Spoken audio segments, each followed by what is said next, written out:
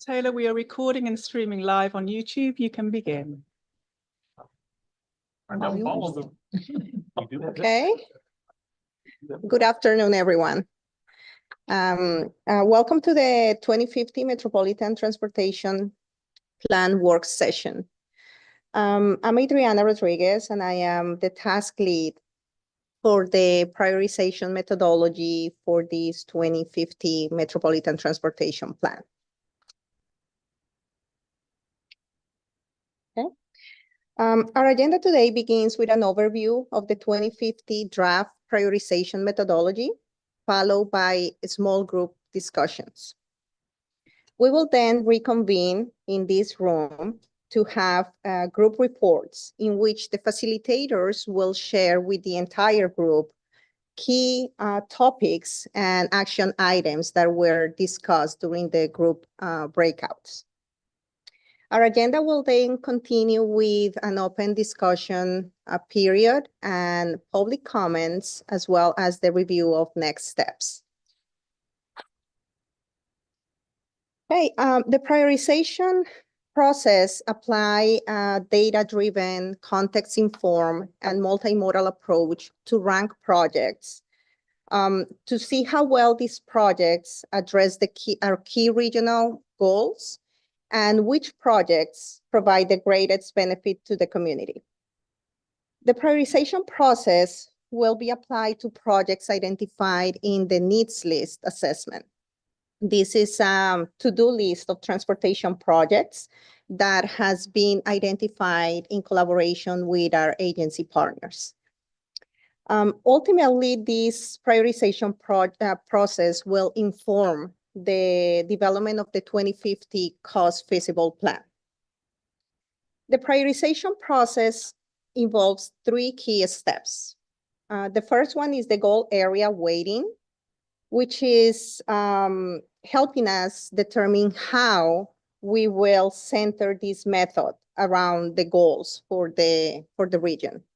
The second is the identification of the evaluation criteria, which determines how we measure these projects against the goals. And the third one is the criteria scoring, which it helps us identify which project falls under a high need versus a low need. For this work session, the purpose of this is to review the goal area weighting, the proposed evaluation criteria, and the scoring thresholds. We will also be reviewing the project scoring process in a moment using an example project. And the feedback that we get from all of you will be used to refine and update the prioritization methodology, which will be shared during our December MTP technical workshop. Okay, the prioritization process, it is very similar to the one that we apply for the 2045 MTP. The difference this time is that one of the differences is that for the 2045 process, we have equal weights for all goal areas. This time around, we have different weights for each goal area. The other difference is that we have more modal programs that we are using for the prioritization process. This is with the goal of having a more simplified process to evaluate projects within their specific context and the specific modal program they belong. Okay, so the goal weighting, we conducted a survey. Thank you for all that participated in the survey to identify which were the goal areas that we should give more weight during this process. This table shows the results of those of the survey answers. For these goal areas, we have safety with a 35%, then reliability 20%, connectivity 25%, and community and prosperity with 10% each, for a total of 100 points. That will be the highest score for a specific project when we are running the prioritization. The evaluation criteria by mode involves 4 steps. The first step is the goals are weighted according to their importance in addressing regional needs. That's part of the survey results that we just reviewed. The second step is the identification of the evaluation criteria. We started by reviewing the criteria applied for the 2045 MTP, and then we updated these using the criteria that was applied for recent studies that we completed as part of our planning process. The third step was the identification of ranges and scoring. This was done to help us identify how many points a specific project should gain. And then step number 4 is the applying these criteria and scoring process across the 9 mode programs that you see in this table. The difference this time around is that we have more modal programs, as I mentioned, and we also have a new Safety Vision 0 modal program for this process. As mentioned before, one of the key steps in this process is the identification of the evaluation criteria. We identify criteria that fall that meets these important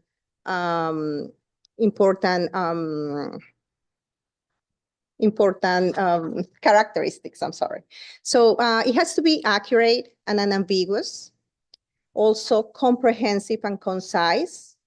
It has to be measurable and consistently applied, and based on data readily available for the entire regional transportation network.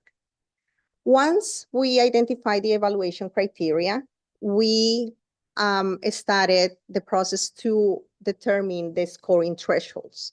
For this process, we use the most recent data available, and we also calculated these based on natural breaks per database.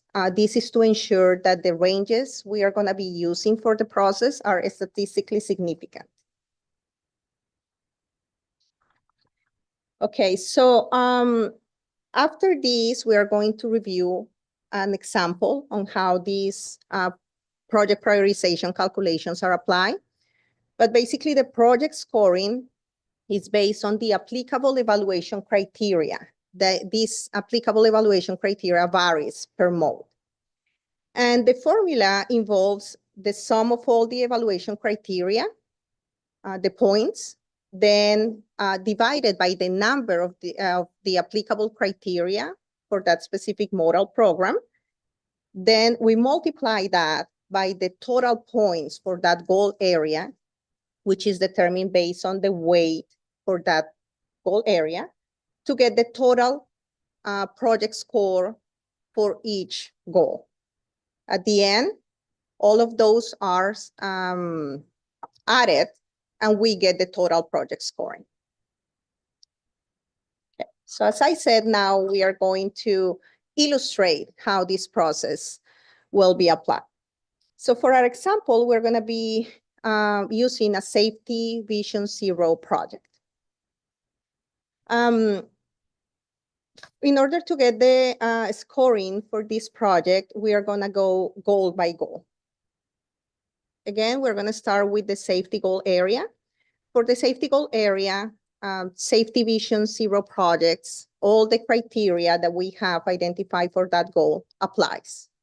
So that's why you see the check marks in each of the evaluation criteria.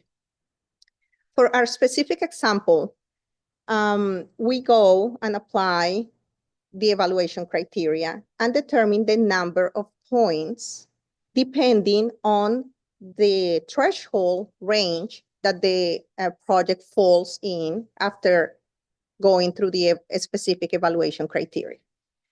Therefore, for the regional safety score, as we see here, our project gets 0.75 points. That means that based on the regional safety score criteria, our project falls in that second threshold range, and the points associated with that is 0.75 for that specific evaluation criteria. That's the same process that we go through for each of these criteria. For the second evaluation criteria, we get 1 point, and the third one, we get 0.25. Again, this is just an example project. After going and identifying each of the points associated with the criteria, we add the total project points. In this case, we get a total of 2 points. These 2 points are then divided, and this is showing the formula. We see the 2 points are divided by 3. 3 is the number of applicable criteria in this case for the safety goal area. Then we multiply by 35 because 35 is the total maximum points associated with this goal area. This gives us a total safety score for this project of 23.3. Now, moving to the reliability goal area. For reliability goal area, the Safety Vision Zero program only shows 1 applicable criteria. The applicable criteria in this case is fiber optic presence. And by the way, your handout, the table in the handout shows a full description of the evaluation criteria that we're going through. So that's... Adriana, are we talking about the same project? Yes. Okay. This is the same project goal by goal. Go, good. Do you have a question? You use your microphone, Christina? Thank you. So if we could go back to the safety. So the regional safety score and sort of these numbers, the greater than 10,000, is that number of crashes No. in your project? What is No. this number? Yeah. I have the handout and just Yes. couldn't quite tell what this number is. The regional safety score was calculated as part of our Vision Zero efforts. So the score was assigned to the entire corridors that are part of our regional transportation network, but that involves not only crashes, but also the level of severity of those crashes, the travel mode, and also gave an emphasis on vulnerable road users. So if you have a project, you go to that document and see what corridor it's on, and that corridor has one of these, a range of numbers? We have a GIS layer Okay. that we overlay over the network, and then a project, we will use that GIS layer to understand what will be the safety score for that particular corridor or intersection, because we also have intersections. Okay. So then on the safe speeds management, is that a similar thing where it's in some document, or is it literally the difference between the current operating and this posted speed? That was part of the efforts for the speed management network screening that we conducted, where we identified the operating speed for the transportation network. So it will be the difference between that 85th percentile operating speed that we have as part of that database compared to the posted speed. So if those are real speeds then. yes, operating speed. Operating yes. speed. So The it's difference is 19.4 miles per hour difference. over the 85th percentile.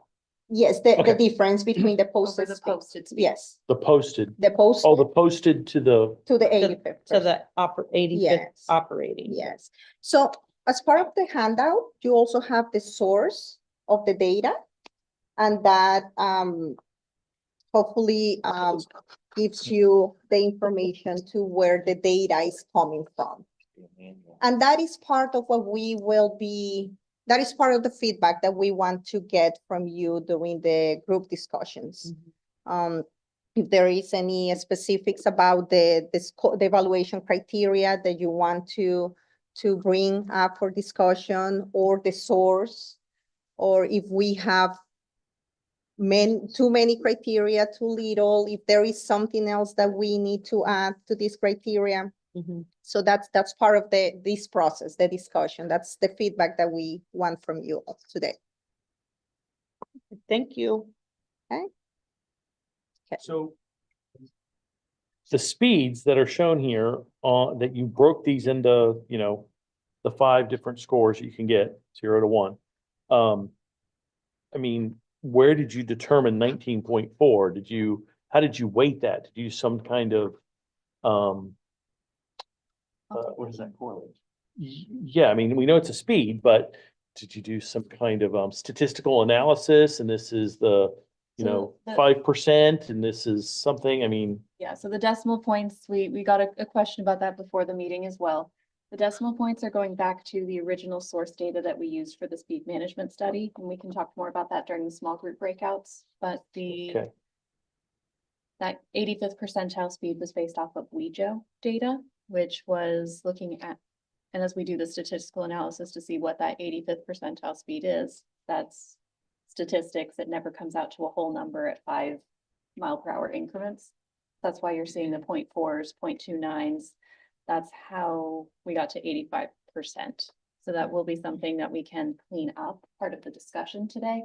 Those decimal points seem to be a little confusing, so maybe we talk about what those clear mile per hour breaks look like. Yeah, I'll just provide just kind of a point of information across all. And I think Adriana did mention this, but for each of the criteria in the way those bins or scoring ranges were developed, Shad, for each criteria, there was a statistical analysis done at a region level for that specific data source. And then via natural breaks, those bins were developed for each of individually for each of the data and criteria that are presented today. So on here, Bring our mathematician. so on here, how do we know then that there's a max 35 points to add into that formula? The 35 points is based on the weighting that we reviewed previously. That came from the survey that you did. It's the 35% equals 35 points. Oh, okay, so it's the 20%, percentages. yes, Okay, because at okay, the end, we sure. give a maximum of 100 points. Okay, So that's how we okay. assign the points. Still in the game. Yeah, right. A lot of pieces.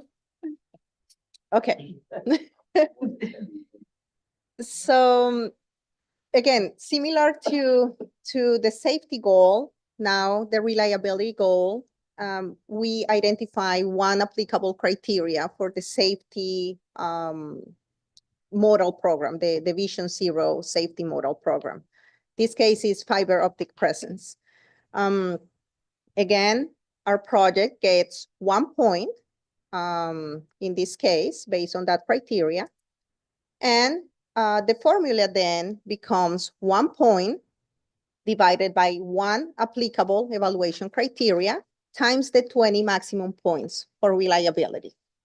That gives us a total score for the reliability goal for this project of 20. Again, similar process with the connectivity area. For the connectivity goal area, we have all the criteria is applicable for the Safety Vision Zero model program. We calculated the number of points based on the ranges for the evaluation criteria and get a total project points of 4.5. In this case, you see that we divided these total project points by 6 because we have 6 evaluation criteria applicable. This give us, and then we multiply for the 25 maximum points for this goal area, which give us 18.7 for the connectivity goal area. Similarly, for the next goal area, community, we have 6 applicable criteria. We calculate the number of points for the project, getting 2.25. That divided by 6, and then we multiply by 10 maximum points, which is the ones that are assigned for the community goal area. And lastly, the prosperity goal area, we have 3 applicable criteria for the Vision Zero projects. We calculate the number of points, divide by 3, and multiply by the maximum points for this goal area, which is 10, to get the total project score for this goal area, which is 8.3. Once we do that, we have now the total project score for each goal area. Here in this table, as you see, we have the maximum score for each goal area that a project can get, and we have the achieved score for our example problem or project, sorry.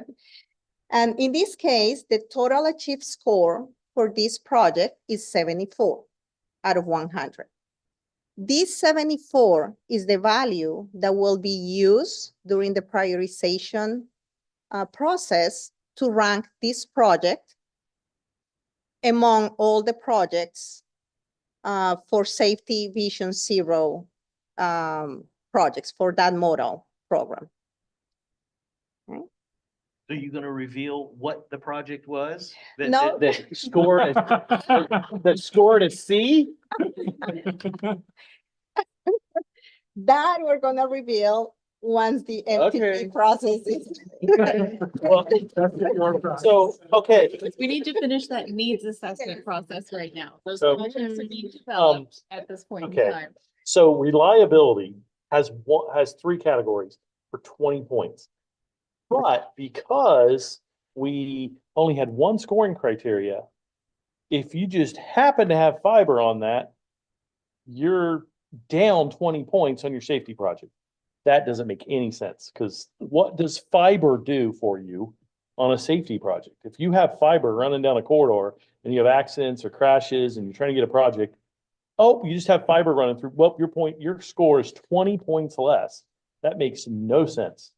And that's the Yes, exact it's type a of roundabout. feedback that we're asking. Yeah, if about it's a today. roundabout and you That's had where fiber the- going by, oh, we got 20 less points. Yeah, That's it doesn't make exactly any. what we're asking to discuss during the small group session. Oh, In a second, where we can go through, talk about each of these individually. Sorry. We're It's getting just- excited. This is good. It is good to get this feedback, but that's where we're trying to get through the common elements here, so we can have a group discussion and get into the details just like that. And I also encourage everyone to go to the description in the handout to understand more in detail what the criteria is about. In this case, is facilitating the implementation of ITS solutions, traffic coordination, and others. But again, that feedback is what we definitely need from you all. Okay. And Adriana, we do have one hand raised online. Okay.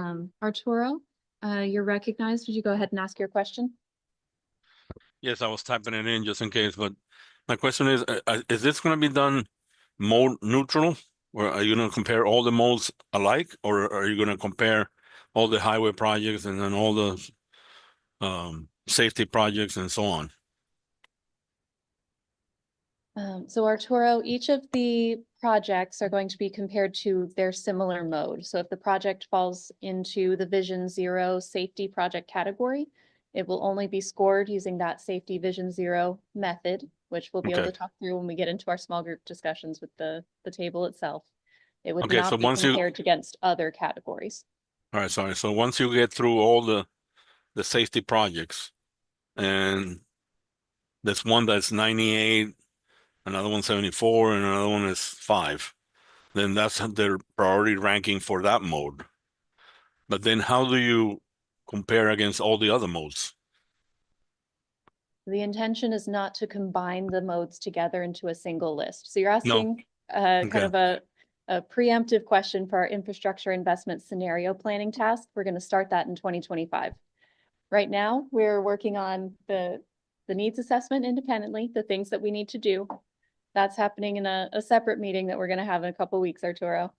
But Okay. then this prioritization process is being developed independently of looking at those needs, but also independent of future financial decision-making, which is 2025.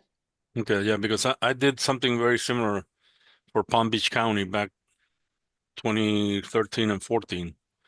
And at the end, we decided it had to be, all the modes had to be separated because there was hardly any way to compare modes on any kind of criteria that made any sense.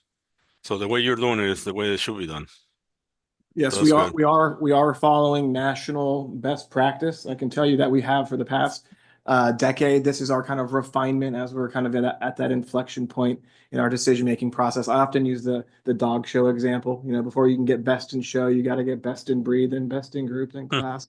Kind of bubble your way up to the top, but it's hard to fruit, you know, fruits and vegetables, and even some fruits are hard to categorizing them among themselves. But nonetheless, I think what's important as we do get into those breakout sessions, you know, our board's funding policy allows us to spend money based on specific things, which we're going to talk about in a couple of months, as Taylor mentioned. But as our technical advisory, or as our kind of planners and engineers in our decision-making process, where I think the greatest emphasis is kind of, or your focus today should be on the criteria, the scoring, and the applicability, you know, within our decision-making process. We know the weighting plays in. We're going to be revisiting some of those weighting discussions down the line, bringing our board of directors in on that, you know, because weighting is preference, but all other aspects of this analysis is scientific, is mathematical, and that's why we want to leverage today your technical experience and expertise to kind of come up with the best objective, replicable, comprehensive decision-making process. I'll run And down then as we soon can, as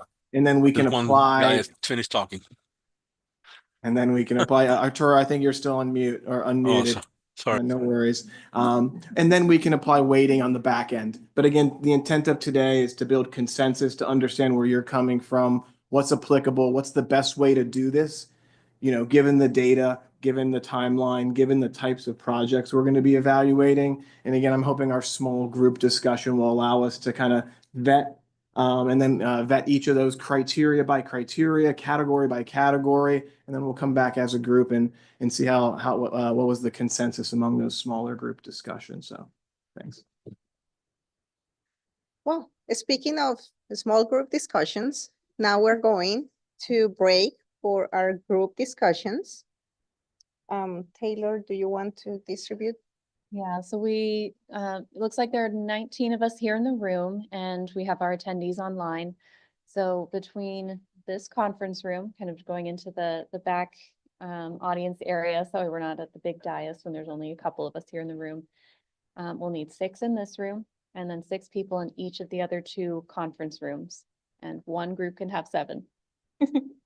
For everyone online, this is Taylor Laurent. I will be your facilitator, so we'll have a 2-minute break while I go get my headset so I can work with you all independently. Okay. So then, So we're gonna do the counting? 1, 2, 3, 1, 2, 3. Yes. okay, we're not gonna be able to do that. Okay. No. All right, so then let's go back to how we did this back in elementary school. I know we can do this. So Alyssa, would you like to start off the count? We're gonna go 1, 2, 3 individually, counterclockwise around the room. 2, 1.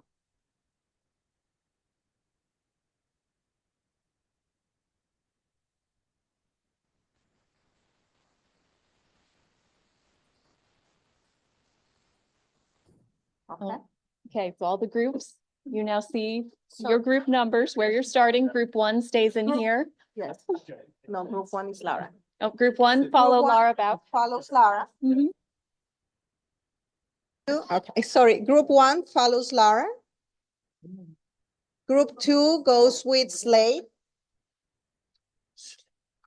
Group 3 stays here in the audience area.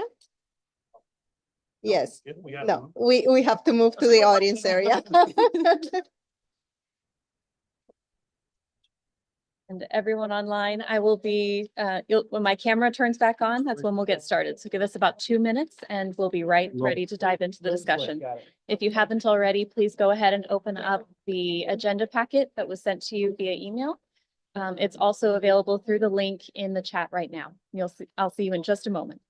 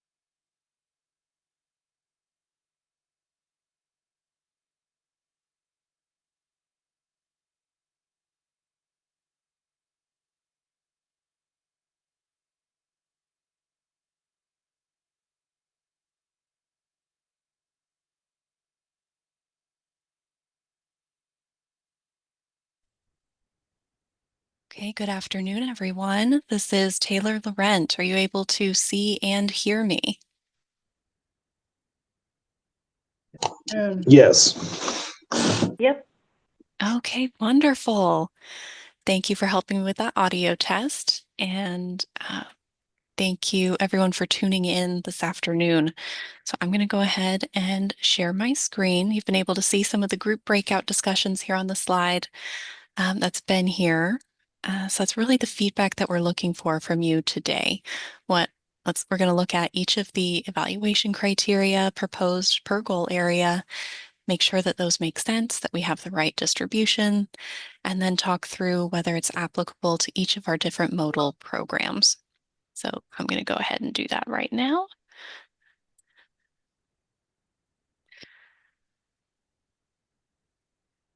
Okay, so everyone should be seeing a document that has draft straight across the screen with table 1 listed. Is that what you all can see?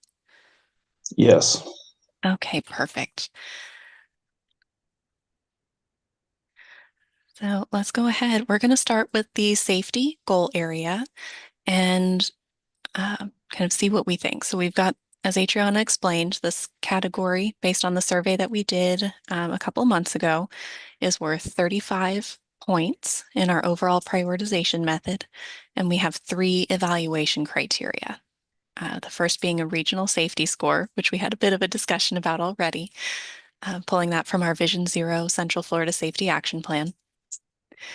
And we have a high injury network segment, so whether something is on or off that high injury network, but bringing in some additional information about whether it's on the regional, county, or local networks, county and local, if it's just on the local, not on the county, or if it's not on any high injury network, to get a little bit of variation there.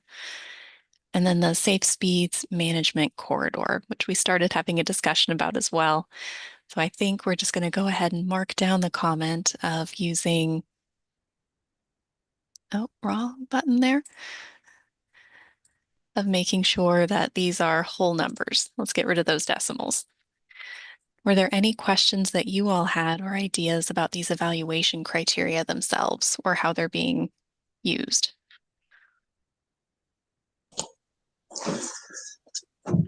Hi, this is Cameron Crandall from St. Cloud. Regional safety score. So this is a static score that we just look on a map and we say, okay, here's the road we want to do a project on, and there's already a score assigned to that road. Is that correct?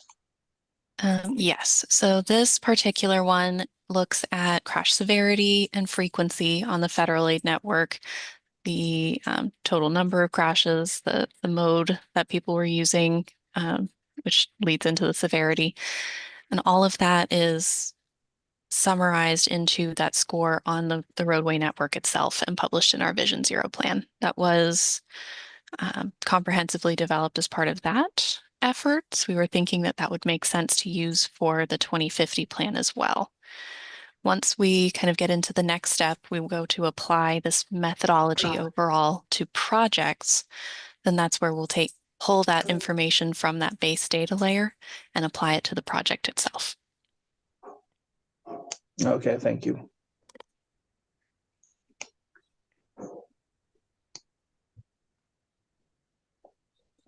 And then from a question. Oh, go ahead. Sure. This is Amy Martello, City Winter Garden. I have a question about the Safe Speeds Management Corridor. That evaluation criteria, I was wondering why the trails was excluded. It didn't apply to that one, but it did for like sidewalks. Is that because there weren't any trails in those areas? So this one, that's an excellent question, Amy, and something I definitely want us to look at together as a whole. For this particular one, trails was initially excluded, so not checked off here on this box. So that because there aren't trails with the strict definition of a separated facility for bicyclists and pedestrians away from the roadway. In that instance, there aren't any cars nearby to measure the speeds of. So we were running into the lack of data availability for that particular mode using those definitions.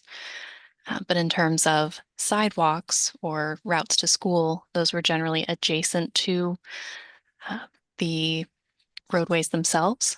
So we wanted to factor in that level of speeding that may be occurring directly next to where people are walking or biking. So would that pick up trails that are adjacent to a roadway and define those as sidewalks or just ignore them? Those would generally fall under active transportation because we have a separate definition of those as a side path. They're generally 12 feet or less, I think 8 to 10 feet for side paths when they're initially adjacent to the roadway itself. The trail is typically a separated facility entirely. But that is something to discuss. Do we want to consider trails separately? Should that be part of the active transportation mode? Or for trails, do we want to expand that definition to be trails and side paths? Knowing that if it's a completely separated facility, a new trail being proposed somewhere, that it would not be eligible to receive those points because the disparity would be the difference between the operating speed and the posted speed would be 0 because there are no vehicles to compare to. Do trails have a regional safety score as well? Yes, they do, because there are a lot of Okay. places where the trails cross the road, which is where Okay. the safety element comes in. So without the safe speeds management corridor, the safety would be only judged on whether or not it was on a high injury network and also the regional safety score. For trails, yes, that's currently what it's proposed as, using the first 2 criteria only to evaluate trails and leaving out that third.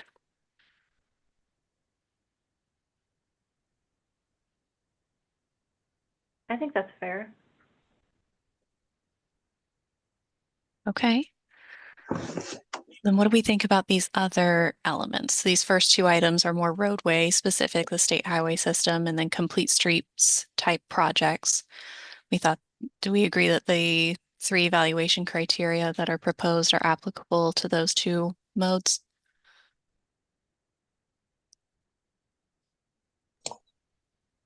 Yes, I would agree. I would also. All Yeah, right. same. Good to hear. Yes.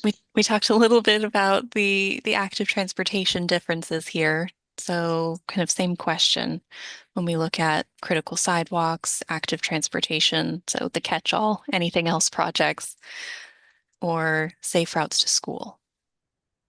We're okay with all of those checkboxes being shown as well? Yes. I'm okay with it. Yes, likewise. Yep. Okay, and thank you everyone for using your auditory cues. I think I'm the only one with my camera on, so I appreciate it. So then our last kind of questions are for TISMO projects, so transportation systems management and operations type projects, intersection improvements, technology improvements, those items, and then the safety Vision Zero project category. That all looks good. Yep. Okay. Then are there any other questions or items we want to discuss for safety before we move on to our next goal area?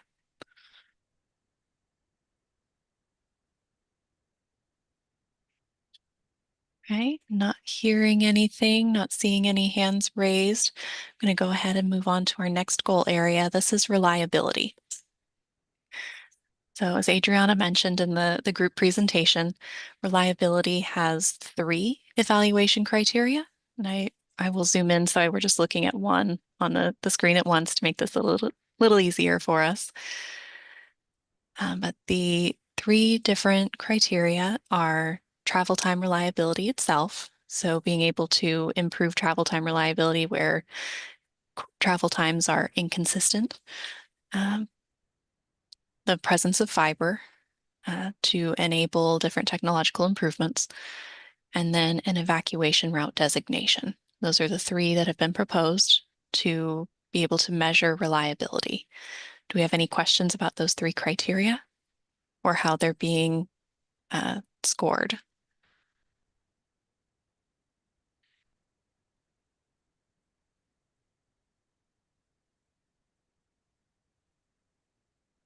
Someone's talking, they're on mute.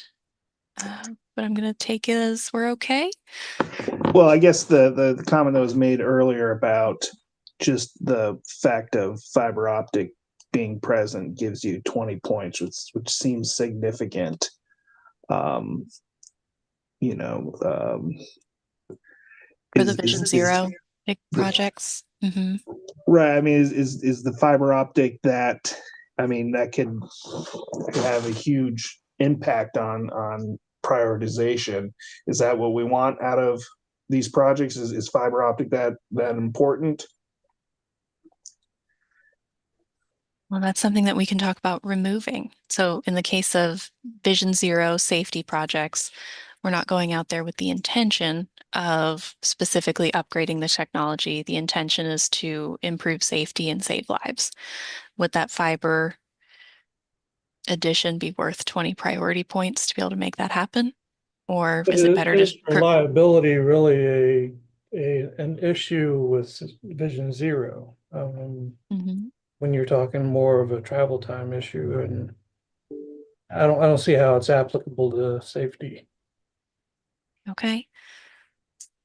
Yeah, that's a good point. Should we even judge safety projects by reliability?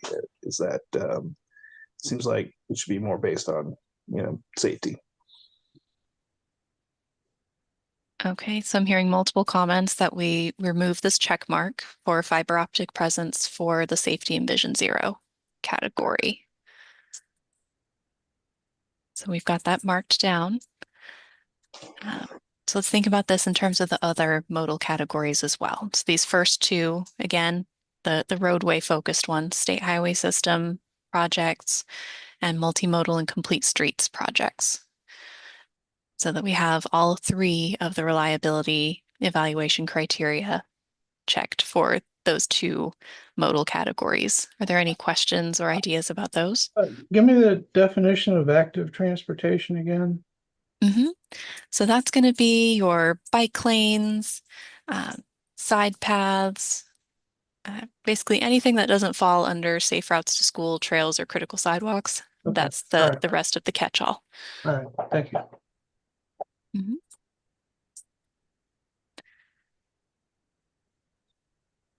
But in terms of the roadway components, not hearing anything about that, does that mean we're good with including those three reliability measures for those two roadway project groups?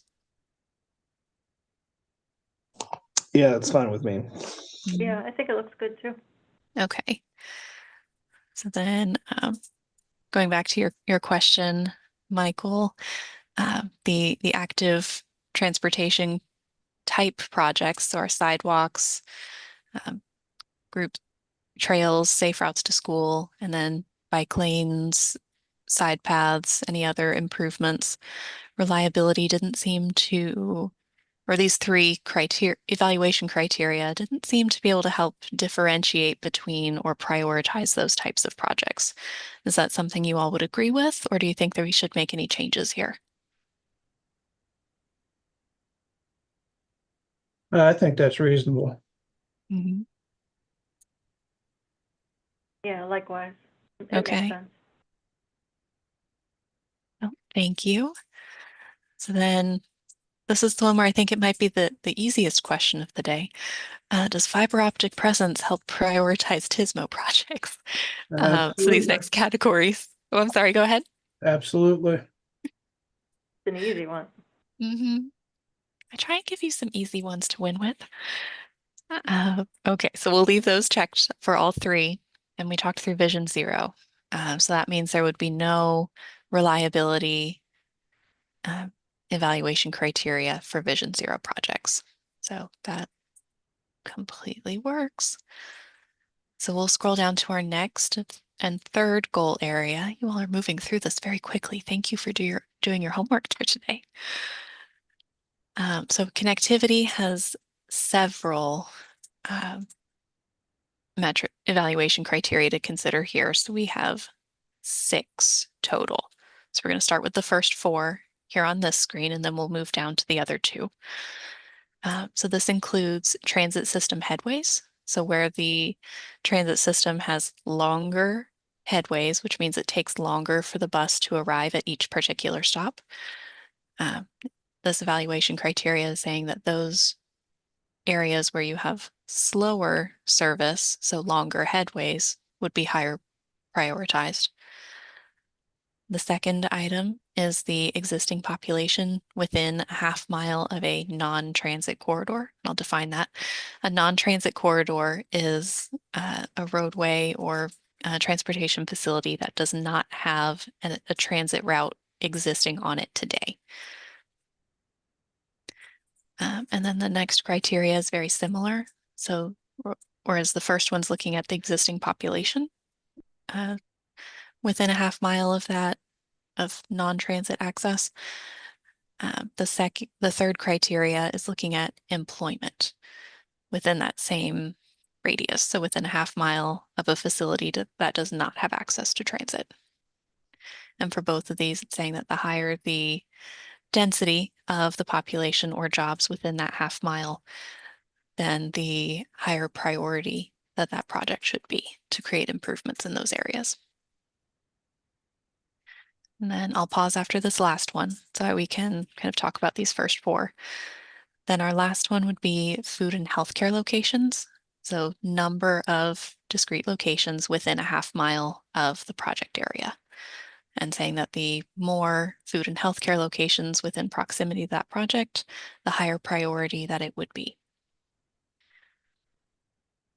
Do we have any questions about these initial four evaluation criteria, how they're being measured, or questions about why they're included in this first draft?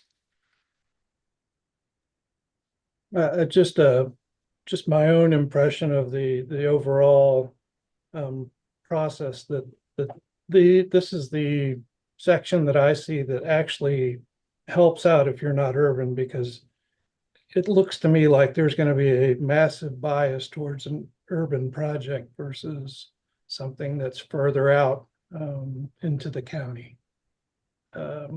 Just my overall impression, but not, having any kind of numbers for that. Mm-hmm. So are you thinking about these two criteria specifically? I think this particular section kind of gives you an option, or at least a leeway into some of the more suburban projects. But I see a massive lean or a massive bias towards densely urban projects in this scoring. Okay. No, that's definitely something to raise as a concern, so thank you.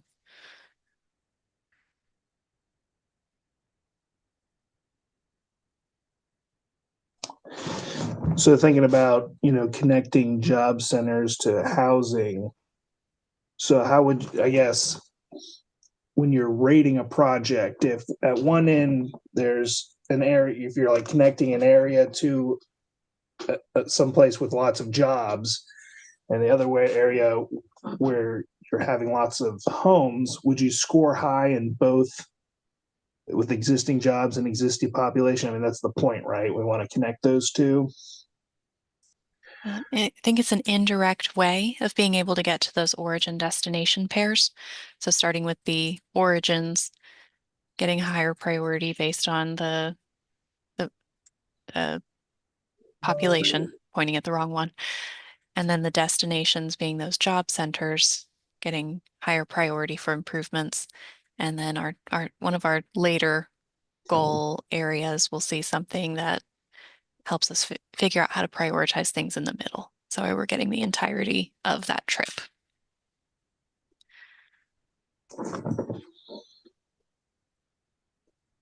So I guess but for like long projects, linear with, we're talking about like mile long projects. So how are we going to score that? Is that going to be like weighted along the length of the project? Mm-hmm. So that's, right now we're talking through the method about how we're going to do the scoring and how the math works.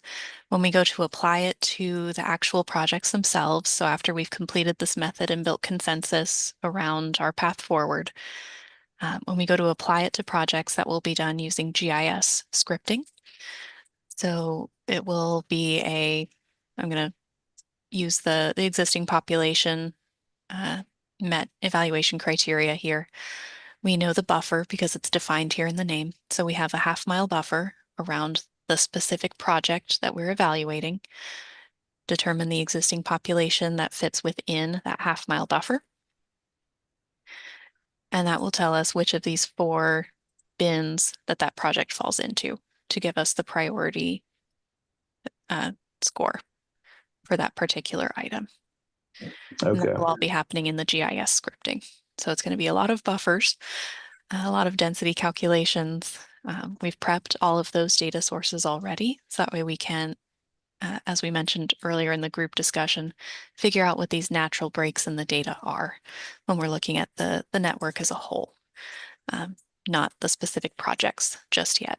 When we go to apply this to projects, we are going to fact check all the results, make sure that they make sense, that it fulfills the original intent of what we're trying to do with this methodology. If there are changes that need to be made to these natural breaks in the data because it doesn't make sense when it's applied to projects, we'll use the exact same methodology of using the natural breaks in the data when applied to projects to be able to refine these specific thresholds. So more statistics that we can get into if we want to, but that's the intention there. Okay. Yeah, I guess that makes sense. I mean, the longer the project, the bigger the project, you're having more effect on a larger population, and it looks like that's what we want to go for the at least this connectivity portion here, the bigger impacts, right?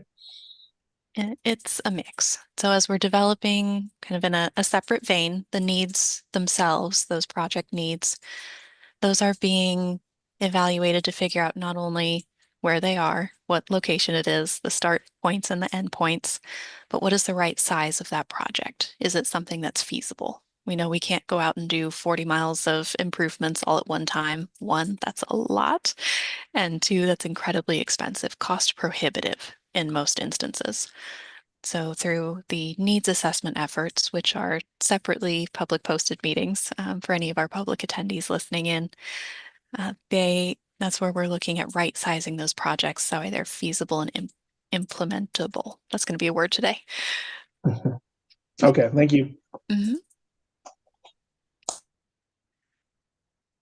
Any other questions about these first 4?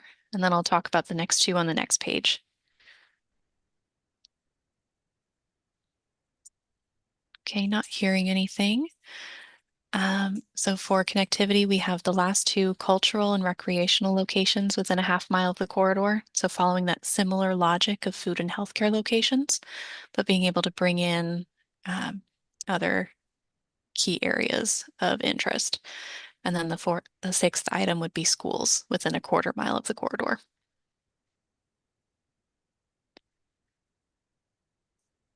So when we look at these 6 together, is 6 too many? Is 6 not enough?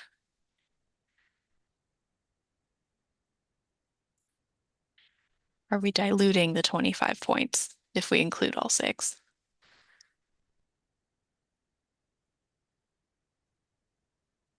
Or we can come back to that one. Not hearing too much, so it sounds like they might be the right ones with some potential skewing towards more urban or densely populated areas. But being able to I think you got, my impression is these are the ones that will actually help suburban areas versus the balance of the items seem to weigh heavily towards urban areas. I think these are the only ones I can really identify that will help me with some of the projects that are out beyond my airport and getting those people into town or you know, working on those projects. Everything else, I can see a really hard time scoring well against any projects that's downtown Orlando or anywhere near an urban center, frankly. So that was what I was saying, and it's just an impression. You know, without actually doing the numbers, I don't know that that's the case. I made sure to get that one written down. Looks like I can't spell priority in my quick notes, but I've got that one down. Thank you. Okay, so when we look at applicability, so our check marks. So we'll go with this first page here, and I'm gonna see if I can draw a box at the same time to help make this a little easier. So these are our state highway system and complete streets projects. And so far we're seeing that all 6 of these criteria have been applied. Is that something we're all in agreement with if we stick with these 6? Yes. Yeah, I would agree with that. Yep, All I right. agree. Thank you. So then our next grouping, we'll do all the active transportation and safe routes to school together. So this is where we see a bit of a difference. So we'll do safe routes to school separate, actually. So this is our critical sidewalks, active transportation, kind of catch-all category, and our trails. So right now this is saying all 6 of these criteria would be applicable to those 3 modes. Yes. Yes? Yep. Okay. Glad to see that the check mark part is going well. So then we'll move on to the next one, safe routes to school. This one's a little bit different, really focusing in on improvements in and around school areas. So that's where this is limited to just the transit system headways for anyone who's taking transit to get to the school, and this, the presence of a school itself. Those would be the only 2 being scored under the connectivity item. Are there any questions or comments about that? Well, shouldn't we consider the housing as well? Because we're connecting the students walking from the houses to the school.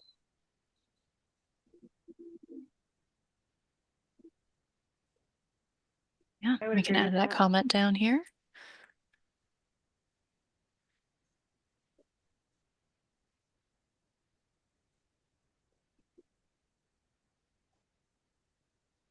Okay.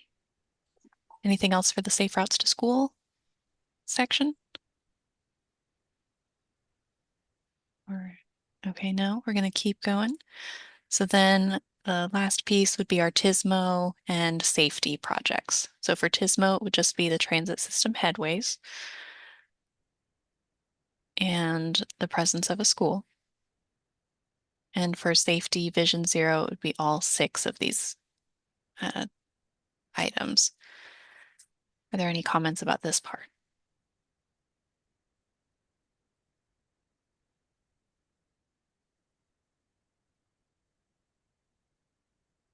Not hearing anything. I'll take that as my cue to go to the next goal area. So we're at 4 out of 5 and we're doing well on time. We've got about another 10 minutes before we go back to the overall group sessions.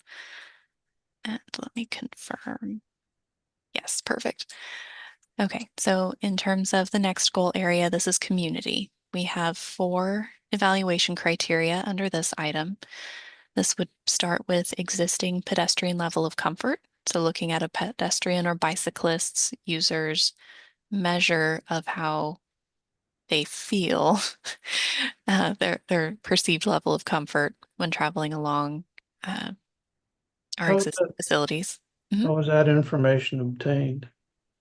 So this was developed as part of the Metro Plan Orlando Active Transportation Plan that was developed and completed earlier this calendar year.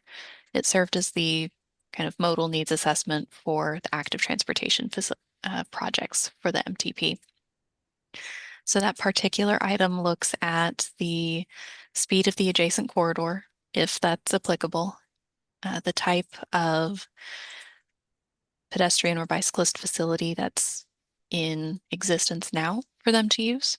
So a side path, which is 10 to 12 feet for a pedestrian, or 8 to 10 feet, my apologies, for a pedestrian would be more comfortable than a 4-foot sidewalk because they're able to get more distance between themselves and the road.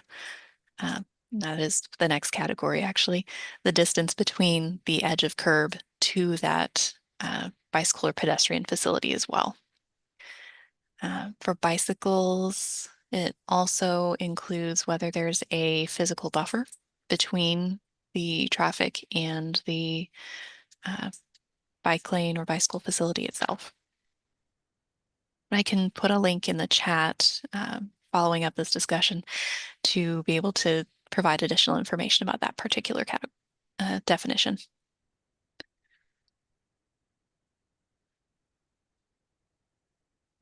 Any other questions about that one?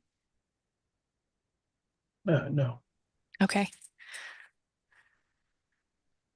So then the second evaluation criteria proposed is existing residential density within a 1/4 mile of the facility. But this time it's a little bit different. So it's not the exact same as what we looked at under connectivity.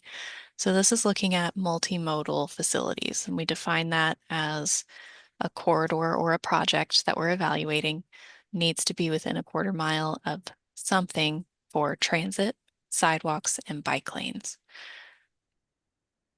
So when we think about that GIS script, how the math works, that project needs to have about 1,200 people living within a 1/4 mile of that area of that project and have one or more multimodal facilities, either the presence of transit, presence of sidewalk, or presence of bike lanes to be prioritized. So if it has none of those three, if it has all 3 of those modes, then it's doing pretty well in terms of being able to provide access through multimodal transportation. But if it has none of those, then that's a sign that we would likely need to do some improvements in that area or target some improvements there. So that's how that one would be calculated. The population of 1,200 or less won't be counted. Is that, is there a reason for that? That for right now is the same threshold that was used in the 2045 plan to kind of create a minimum density. Otherwise, it highlighted the entirety of the Metro Plan Orlando federal aid network. Okay, I understand. Never mind. Okay. Yeah, so that threshold may change slightly once we are able to evaluate the actual projects themselves and the needs assessment is complete. But the proposed method would still be to have a minimum density within a 1/4 mile of a project. But am I anticipating your question, Michael, about how that's potentially skewing more towards urban areas as well?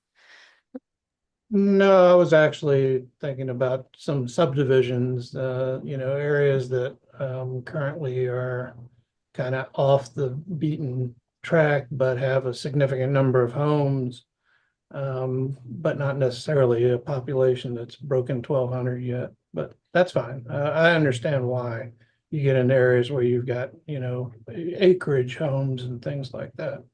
Wouldn't make sense. Okay. And then our third item is the public health indicator rates. So this is looking at the areas that have higher risk or higher diagnoses rates for asthma, diabetes, and obesity, and saying that where there are areas of higher risk for those 3 items, where those diagnosis rates are much higher, then that would be prioritized for improvements. Then our fourth item would be a relative change in the average daily traffic, annual average daily traffic. So this would basically be saying the AADT in 2025 minus the AADT of today and looking at that difference.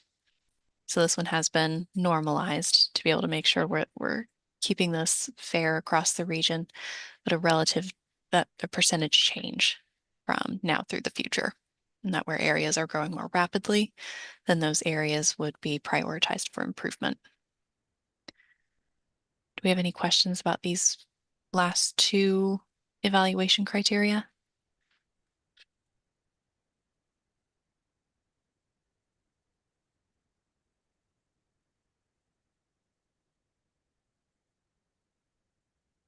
Not hearing anything. We'll keep going. So in terms of applicability, so our check marks, what are our thoughts on the 4 evaluation criteria for our roadways? So state highway system and complete streets. For state highway system, it's really only looking at the public health indicator rates and the change in traffic growth, whereas complete streets includes all 4. Are there any questions or comments to make changes to this?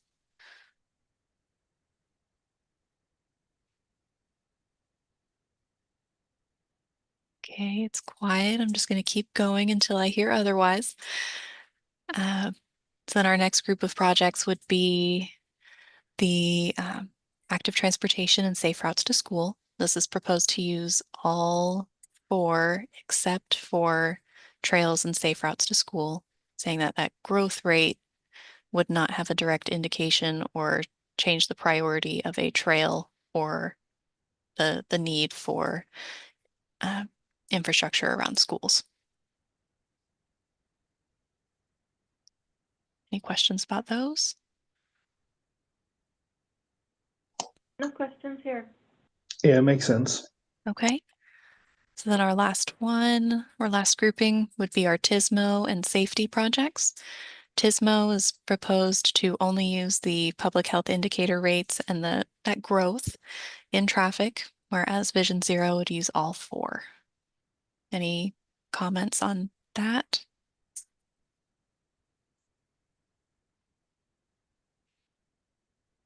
Not hearing anything. We're going to take a look at our last goal area. And we have about 2 more minutes here. So before I completely dive into this, we're likely only going to have time to walk through these initial evaluation criteria. So if you do have additional comments or questions that come up during the open discussion period following these small group breakouts, please put them in the chat. You're welcome to email any additional comments or questions to us as well, so we can make sure your feedback is incorporated into the next iteration of this prioritization process. So with my little PSA out there for you, we'll look at the last goal area of prosperity. So this includes the most of most evaluation criteria, beginning with the percentage of commercial vehicle traffic. So this is looking at the percentage of freight on each particular corridor. And the higher the percentage, the higher the priority given to a project on that corridor. The next item is looking at something very similar to what we did before. So this would be existing non-residential density. So looking at areas that don't have a lot of population within the quarter-mile of corridor. But we're looking at employment. So this is looking at multimodal access to those employment locations. Similar to what we talked about for population before, similar methodology. But in this case, the minimum threshold, while it is still subject to revision once we start reviewing the method when it's applied to projects, it's looking at a minimum threshold of 1,400 jobs within a quarter-mile of the corridor. And the next one is statewide truck bottlenecks. So where they're listed as being within the top 10 of top bottlenecks within the state, but happen to fall within our region, those would get the full priority points for that particular evaluation criteria. If it's listed in the top 100, getting most of the points, but otherwise it's not a freight truck bottleneck. Then we have the regional freight network designation. So this is a draft freight network that has been provided to all of our technical advisory committee members for their review. Comments are due November 6th. And these particular items, depending on the level of freight that's included or its level of that designation, that has been incorporated into that network here. And I do see we are out of time. So are there any questions about these criteria thus far before we switch over to the open group discussion? No. Nope. No, thank you. Nope. Okay. Well, I am really grateful for everybody's feedback on what we're able to go through today. I'm going to relinquish the screen share, Lisa and Rachel, so that way you can take that over and take us back into the boardroom. So thank you, everyone. I'm going to disappear for a moment, go back to being my smiling picture in the box, and I'll see you back in the boardroom in just a moment. Thank you. Thank you so much.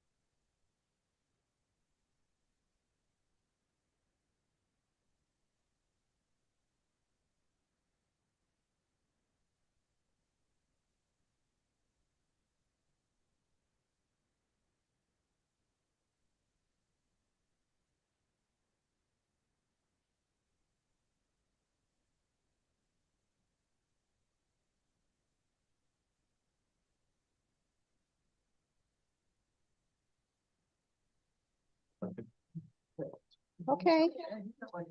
Um. Okay, now?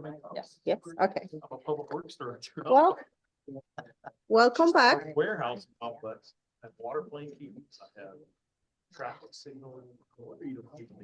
I see. Welcome back, everyone. Looks like everybody's here. We might have a few stragglers, but we'll make sure that we'll come back to their report in a second. Yes, and okay. So next, we're gonna continue with our breakouts report. For this part, each of the facilitators from the group discussions will share key feedback that we identified during the discussions.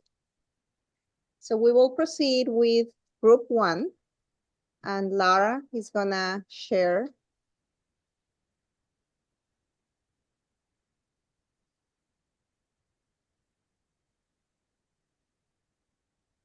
Hey, hi, everyone. No pressure. Let me see what I can get through in 5 minutes.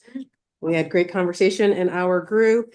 I wanted to first start with some sort of general feedback that we got. We were able to get through safety, reliability, and connectivity in our group. So one of the first comments that we had was on how we were scoring new corridors, particularly for some of the safety measures, but really across the board. It's pretty obvious how we would do things where there's existing corridor, but need to maybe think through how some of the scoring is applicable for new corridors. There were some questions about whether some projects may be in multiple modal categories. For instance, the critical sidewalk projects, are those a part of the active transportation projects, and do those overlap with safe routes to school projects? There were some questions about how we can deal with updated data. For instance, for some of the speeds that were in our speed management study, if the locals have updated data they can share with us, are we able to update the database that we can talk through? And then for some of the connectivity criteria in particular, a comment was made that may have some disincentive for locals to provide additional funding to add service if they know that if there's more service, their projects may be scored a little bit lower based on some of these criteria. So something for us to think about.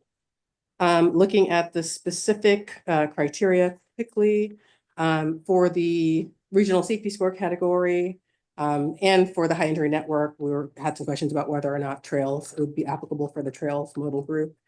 Just wondering what the buffer is on the corridors to the trails. You know, some of the trails are right adjacent to our corridors, some are not. So we want to make sure that they're getting those full points. For the travel time reliability criteria, we're recommending adding the safety and Vision Zero projects as an applicable modal group for that particular criteria because of the linkage between safety and reliability. Let's see, looking at fiber optic presence, we added active transportation or recommending adding active transportation as an applicable modal group. And maybe considering reducing the number of points for this criteria to the point that was made when we were all together earlier. For some of these, that's the only criteria that's considered. And it just seems like a big push for reliability. For connectivity, there was some discussion about potentially moving either population and jobs within a half mile of a non-transit corridor, or potentially just jobs to that prosperity category because of the linkage between having projects on those corridors and giving people access to what they need to get to. Let's see. For the transit system headways, there was some discussion about considering inverting the points that projects were getting, just because right now, if there isn't transit or if there's lower levels of transit service on a corridor, it's for a reason. The ones that have higher levels of transit service, it's because they have the riders that need to get there. So maybe we can look into inverting the scoring there. And then there were some questions on how on-demand service is getting applied to that particular criteria. Let's see. For the food and healthcare locations within a half mile of the corridor, there was discussion about if we could discern between inpatient versus outpatient health facilities and how that would impact that particular criteria. And then this is at the bottom of my sheet, but we were suggesting adding it potentially to the reliability corridor, or reliability category, is to add a transit reliability criteria. There was some discussion, I don't know if we ended anywhere on whether that reliability is the same as on-time performance. We can continue those discussions depending on if anyone else is interested in taking that up. For the cultural and recreational locations within a half-mile of the corridor, we were suggesting adding the safe routes to schools as an applicable modal program, but maybe reducing the weighting for this particular category. Just a discussion there is some of the other criteria in this category, in particular, population jobs have a higher weight, or they should have a higher weight potentially than cultural and recreational location, and their proximity to projects. And then for community, this is my last comment, we were suggesting to add the state highway system as an applicable modal area. And there were just some questions about if there is a facility on there, but it's substandard, so if there's sidewalk, let's say, but it's only 3 feet, does it get the full points? And so if we can be clear about that. And then there's also a question about where that 1,200 population sort of threshold came from. That the answer to. And that's when we got the hook. Thanks to Mike. That's all I have.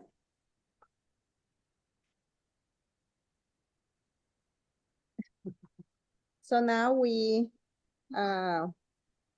move to group 2.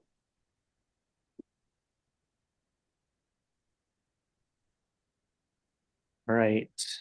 So group 2, we kicked off with some kind of general comments talking about the different categories and the criteria themselves, kind of at a broad level. Some of the members in our room were talking about how like they wish they were a little more familiar with the different metrics, like for example, health indicator rates or health indicators, kind of what that means leading in, just like a little more familiarity with that would probably lend to more informed discussion. And then the one other kind of item that we started talking about was like how there's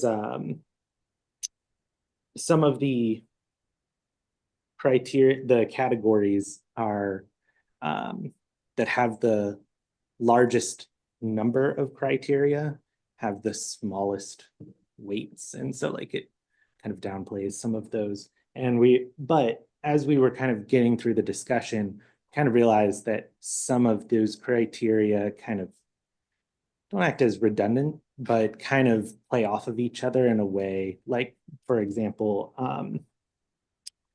let me see what should be used as the example one.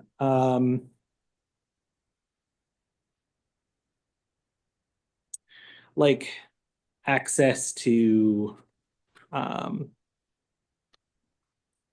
say food and healthcare, like access to existing population, like some of those kind of do go hand in hand in parts of the region and kind of offset what we were first talking about.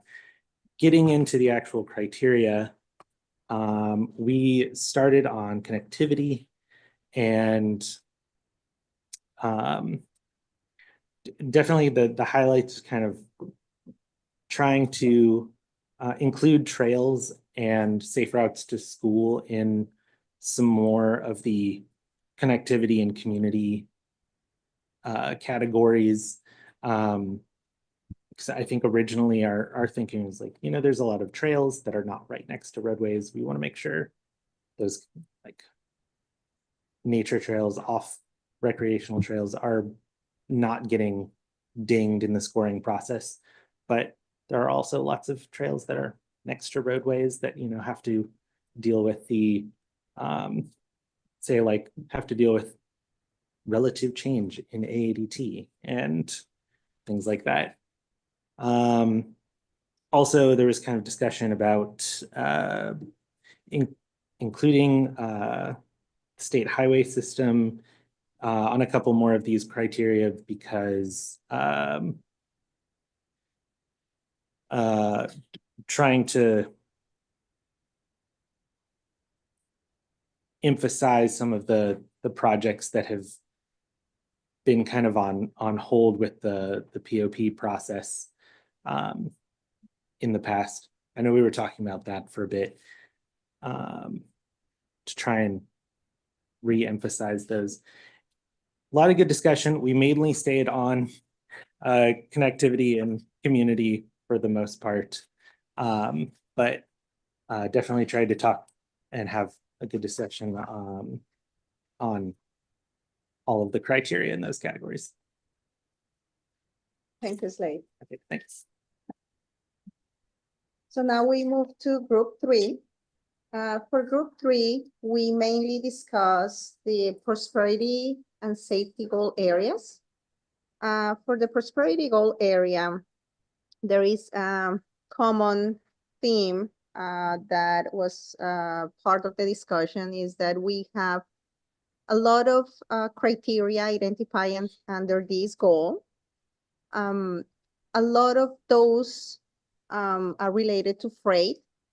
So there is a comment about going back and make sure that this criteria is non-redundant, and there may be a need to just eliminate some of these that's related to freight, because freight is an important aspect, but we have a lot of the criteria that's measuring freight corridors, particularly the percentage of commercial vehicles and the regional freight network designation. We also talk about the need to clarify for the existing non-residential density about Sunrail inclusion as a transit mode. It might not be needed to include Sunrail, but just make sure that we clarify that Sunrail is not included as a mode for these particular criteria. Also, as part of on the visitor network, there was a question about the applicability for trail projects, because trails are part of the visitor experience in some areas within the region. There is going to be getting back with us on a potential source for this data, and then the evaluation whether or not this is something that we can incorporate. As part of cause of congestion, the criteria can be considered applicable for safe routes to school and critical sidewalks, just to provide additional transportation options for along those corridors that are heavily congested. Also, we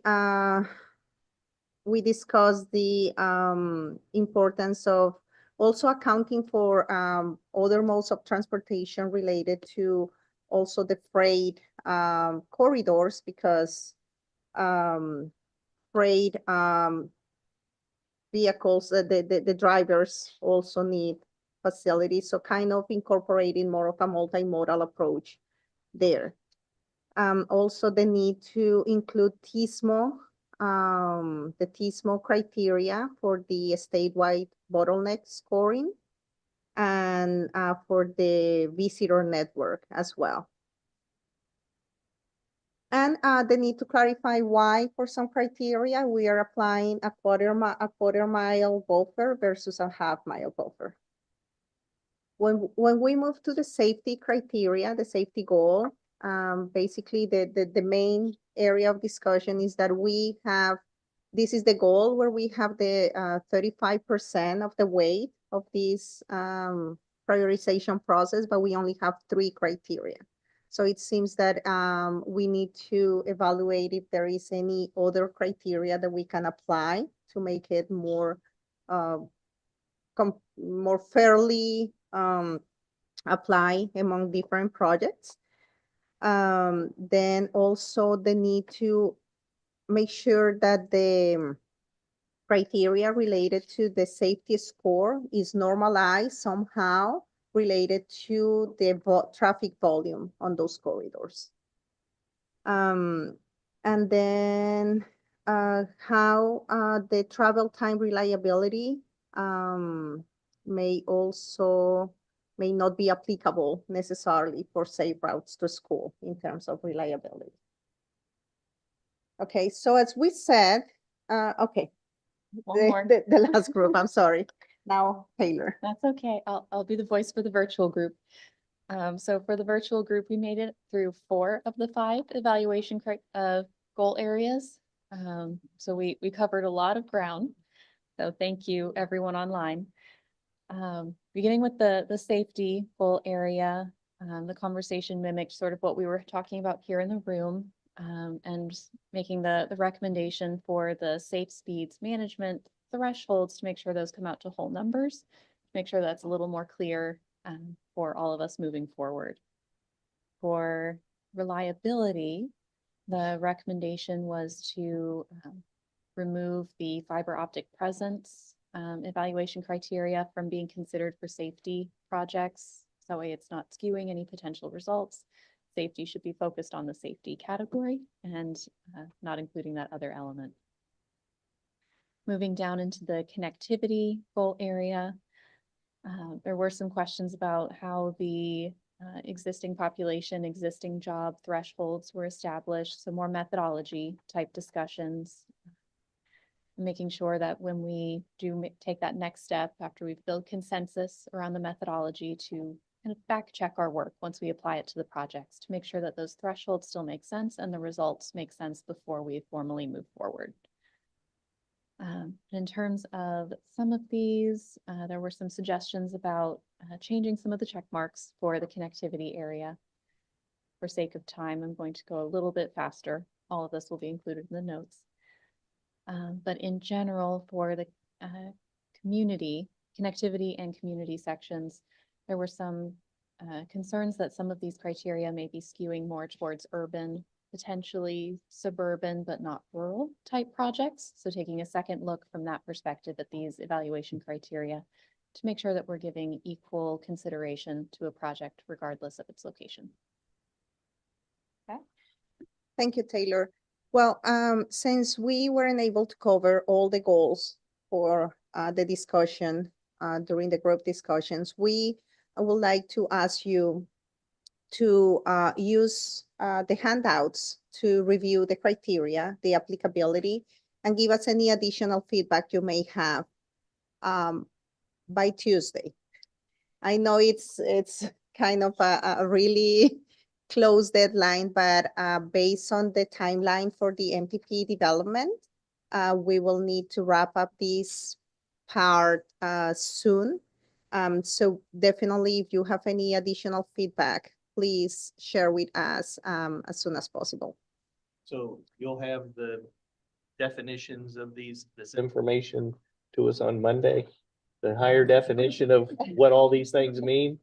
So Monday morning, we can A lot of those see that. definitions were provided in the MTP technical workshop handout last week.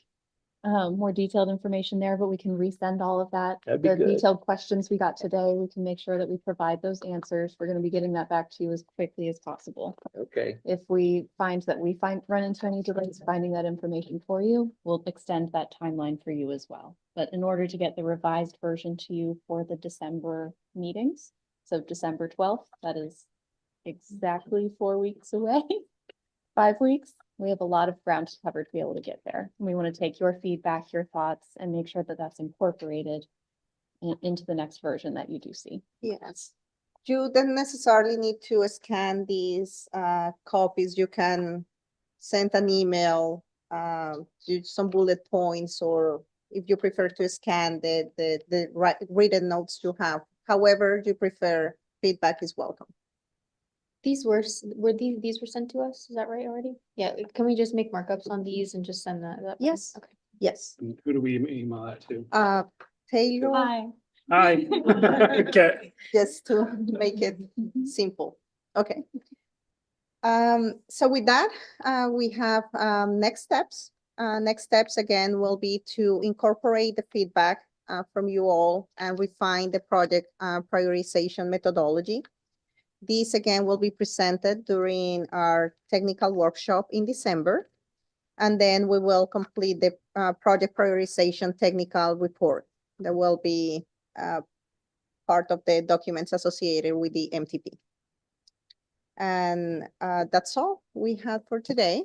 Thank you again all for staying this afternoon with us and participating in this work session. If you have any questions, feel free to reach out to Taylor or me at any point. Thank you.